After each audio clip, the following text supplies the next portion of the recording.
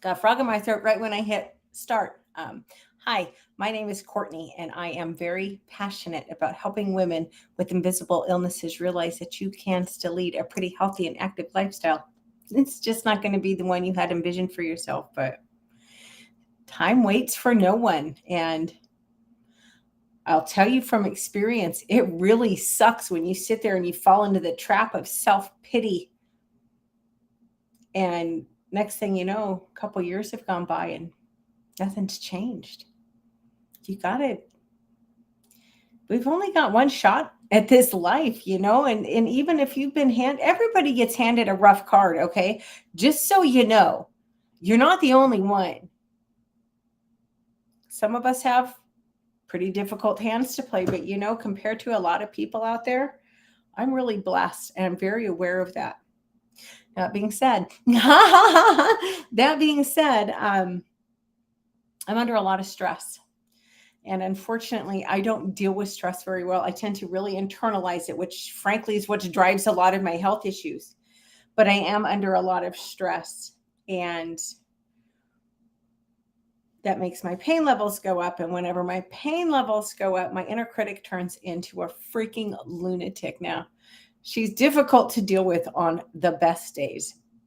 But these have not been my best days. Night before last, this is something that happens to me, fortunately, not a lot, but it's not so unusual. I was completely taken aback. I knew what it was, but my mid back seized up right at the bra line. And I don't know how else to describe it. It feels like somebody put a steel cable around my rib cage and was yanking on it. And it causes a lot of tension in my diaphragm, and it's stress related. I know this, but it causes a lot of pressure into my diaphragm, and it's easy to get caught up in, oh God, I can't breathe. Well, I can. I just have to calm myself down. I really thought I was going to have to call my girlfriend to take me to the ER. Thank goodness. Some pain meds and an ice pack. Ice pack is like, seriously, if you've got health issues, if you've got fibromyalgia, I know you like heat, but I'm telling you, your ice pack's going to be your best friend. But anyway, I managed to get it quieted down. I got to the chiropractor yesterday. I've been working a reduced schedule for the last 2 days, but that in itself is really stressful for me.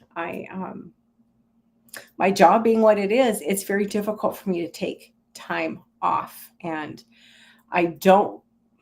it's really almost not worth it because I can't relax because of all the pressures that I get. And the pressure I put on myself. I take my responsibilities with my job very seriously. I'm very good at my job. I am very good at my job, and I take it very seriously. But anyway, yeah, it's been a rough few days. And my inner critic is just freaking ranting and raving. So let's talk about how to deal with your inner critic. This information is from Mind, Body, Green, and Forbes.com. The ubiquitous they say that we have between 50 and 70,000 thoughts in a day. And you know what? For a lot of us, those thoughts are often very negative. Negative enough that if someone else said those things to you, you would justifiably be pissed and you'd get really defensive. Like, what the hell? Why would you even say that to somebody? But when it's our internal voice, it tends to we just absorb it, and it's far more toxic than any external pressures. So here's some tips. Number one, you need to be aware of your thoughts. This stuff is often just astonishingly unconscious. You got to remember that our thoughts, they're exaggerated, they're biased, they're disproportionate. You've got to remember that just because a thought crosses your mind, it doesn't mean it's true. I mean, think about it. You get some weird ass thoughts that pop in your head sometimes. We all do. That doesn't mean everything that pops into your head is true. So don't believe it when your inner critic starts. And you know what? You can always write it down. I know I say that a lot, but write it down. When you have to put that on paper, you'll see how freaking ridiculous a lot of it is. Well, I'm so stupid. It's going to help you when you write that down. Even if you're in a state where you don't think it's ridiculous, where you believe it, which is really sad. I hope you don't believe that about yourself. But when you write it down and you have to look at it, it's going to really help you open your eyes to how toxic your inner voice is. It's going to help you become a lot more aware of the things that you say to yourself.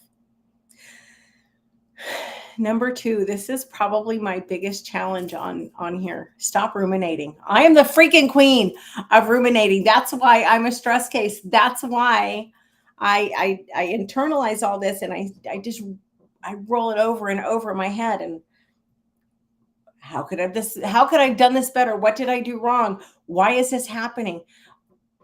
It's so tempting to replay our mistakes over and over and over and over. Maybe you had a run-in with somebody that went bad.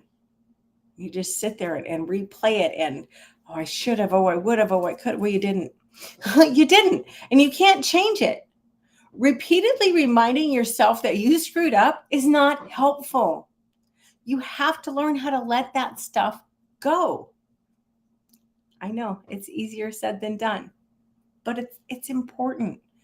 I don't need anybody else to be harshly critical of me, because I am far more critical of myself than anybody else will ever be.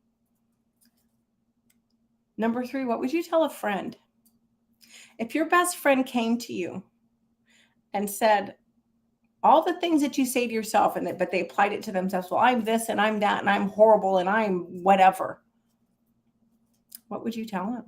Would you be like, oh my God, girl, you're right, you are a freaking mess? No, of course you wouldn't. You deserve that same level of compassion. Now, another way to look at this, years ago, I was at a convention, and it was a conference, I guess. But anyway, everything was winding down. All the sessions were over. People were kind of just gathering in little groups to chat, and people were starting to head out. And I was talking to this other woman named Lisa. And it's funny that I remember her name, because I don't stay in touch with her. But this was a really pivotal moment for me. It truly was. So Lisa and I are sitting there talking, and we're just putting ourselves down, and I'm this and I'm that, and so on and so forth. And this adorable little old lady came up, and she stood there. I'm 5'4". I'm not tall, but she's looking up at us because she was a little bitty lady. And she listens to us for a couple minutes, and she finally said, would either one of you walk up to a complete stranger and say those things? Well, of course, Lisa and I were horrified. Oh my gosh, no. She said, then why on earth are you saying it to yourselves? And I thought that was really profound. And sometimes we can be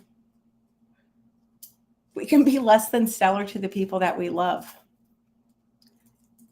It's easier, at least for me, it's easier to be crappy to someone that I know. That sounds so bad, doesn't it? But I think this is true for a lot of people, because the people that know us, they know that that's not who we are. So it's easier. Plus, you're just being more honest, and you can be when you have those moments, sometimes you just blurt out things to the people that you care about. And I try not to do that, but I'm only human. Number 4, where's the proof? Our thoughts can be so exaggerated, just negative. Oh, I can't lose weight. Well, no. If that's your attitude, you're right. You can't. I can't quit smoking. I said that one for years. Oh, I can't quit smoking. I quit smoking. It's been, gosh damn, I just looked that up today. I was looking at dates for something today. I had a really difficult boss, and as soon as I quit working for her, literally my last day working for her was on a Friday, and that Saturday I quit smoking. And it's been like 15-ish years. So obviously I could quit smoking. I just had to stop telling myself that I couldn't. So, if you're whatever you're getting hooked up on, I can't. Okay. Look at the evidence, write it out, get a piece of paper, draw a line down the middle. On one half, write out all the evidence that supports your thought. And on the other side, write out the evidence to the contrary. This can help you see the situation from a more rational, less emotional perspective. That's the problem here. You're having a hard time processing emotions. Number 5, reframe your overly critical thoughts. I never do anything right. Really? That is such a load of crap. Of course you do. You learned how to walk. You learned how to talk. you're an adult in this country, you probably learned how to drive a car. Those are things that you've done right. There's a lot of things that you do right. Instead of focusing on, well, I can't do this. I can't do this. Okay, this, I might not be very good at this, but I'm really damn good at that. Like with my job, there's a couple of things that I'm not good at. And if I don't pay attention to my inner thoughts, I can get myself really worked up and full of anxiety of, oh my gosh, I don't understand this. I don't know really what to do. But when I start down that path, if I can head myself off and say, okay, you know what? I'm aware that this is not my strong suit. However, I kick ass in these things over here. I can stop that negative spiral, and it does become a spiral, but you know that. If you do this, then you know it. A quick trick that I stole from a former mentor, when her inner critic starts, she just tells herself very firmly, that's not true, because it's not. And logically, you know it's not. Whatever BS you're telling yourself, whenever that inner critic starts, you know that's full of crap. That inner voice lies so much. Number 6, what's the worst that could happen? Often we allow our inner critic to stop us from trying something new or from just doing something because we're afraid of how it's going to turn out. Well, is anybody going to die? It's pretty doubtful. And if somebody's not going to die, then you need to do it. You need to just do it. A good example of this, public speaking. Now, obviously, I don't have a problem with public speaking, which is funny because I'm really, really introverted. And people always tell me, no, you're not. I really am. I'm introverted because I have to have my alone time.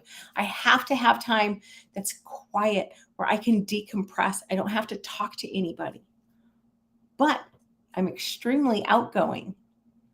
And I've sure, do I get nervous when I'm standing in front of a crowd live? Absolutely. Actually, let me restate that. I get excited. I love it. I do. I love public speaking. But most people don't. So maybe you've got to give a public presentation. And maybe you bomb. Maybe you just bomb and it sucks. Okay. And now what? Are you going to sit there and berate yourself about it for the next several months or years? Why? It's a learning experience. Look at your performance. Look at the things because you're going to know if you fall on your ass, literally or figuratively, you're going to know where you went wrong. Hey, I shouldn't wear those stilettos on stage. Hey, I should prepare more. I should do this more. You should be able to look at that experience and figure out where you went wrong. And as long as you can learn and grow from the experience, then it's not a failure. And if you embarrass yourself in public, first of all, let's be real. Mostly what we're afraid of is our little fragile ego being bruised. You'll get over it, I promise. But we have got to put ourselves out there. You have to try new things. You should constantly be testing your limits and learn and grow from the experiences. Bonus tip. If you're really struggling with your inner critic, limit your exposure to negative people because you are having a hard enough time keeping your chin above water. And the last thing you need is some raving jackass that's more than happy to grab you by the ankles and try to drag you under. You don't need that. Limit your exposure to negative people as much as possible. If you cannot gently ease them out of your life, please don't be nasty to people. But if you cannot gently ease them out of your life, you're going to have to set some boundaries. And you know what? That's not easy to do. But you can do it. Anyway, I'm really freaking exhausted and I am. Sometimes I just feel so, I don't want to say overwhelmed, because that to me sounds so hopeless. I don't like that. Not that I don't get overwhelmed sometimes, but I don't like that. I don't like to own that. It's so negative to me. But I do feel pretty physically, emotionally, and yes, even spiritually battered right now. I've got a lot of crap going on in my life that's extraordinarily stressful. And a lot of it, there's not much I can do about it. I just have to ride the situation out. Oh crap, I had a point. And I forgot what it was. But yeah, I don't feel good. Boo-hoo. Um, it pisses me off too because I was doing so well down here in Texas, and it's just when I've allowed the stress to get to me, and it's still better than I did in Alaska, certainly. But yeah, that muscle problem the other night just kicked my ass, and I'm so freaking tired. But anyway, I'm gonna go. I'm gonna go. Y'all have a great night, and I will be back Friday at 7.